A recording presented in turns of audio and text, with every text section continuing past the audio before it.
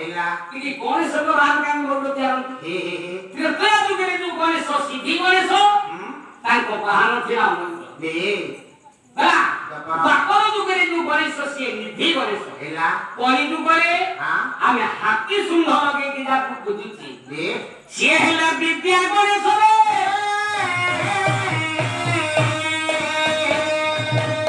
ଆଜ୍ଞା हां ବାରଣ କହିଲେ ଅରୁଆ ଚାଉଳ हां ପଦ କହିଲେ ପୁଷ୍ପ दे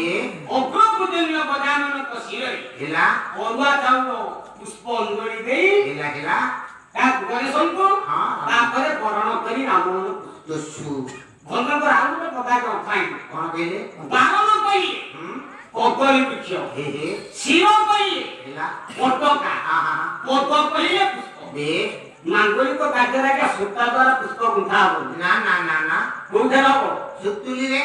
କଳିଯୁଗରେ ହବନି हां ସେଟା ଆପଣ ଦେଖୁନାହାନ୍ତି ଯେହେତୁ ଖୋଲା ଆପଣ କିଣି ଯାଆନ୍ତି କୋଉଥିରେ ଗୁନ୍ଥା ହଉଛି हां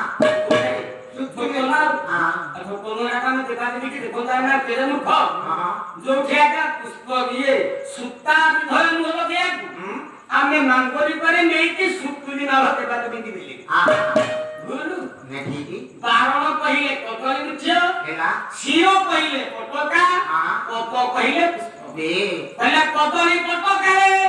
ପୁଷ୍ପ ମାଳଟିଏ କରି ରାମ ଗଳାରେ ଲମ୍ବେଇ ଦେଉରେ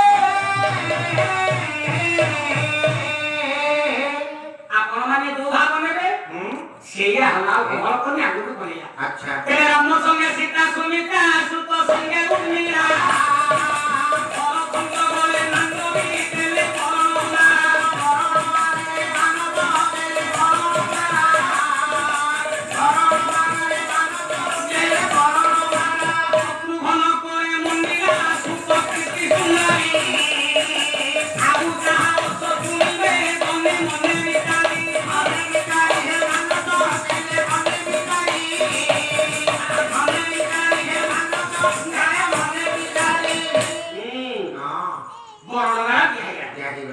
ମଧୁସୂଦନ କୋଉଠି ହେଲା ମିଥିଳାରେ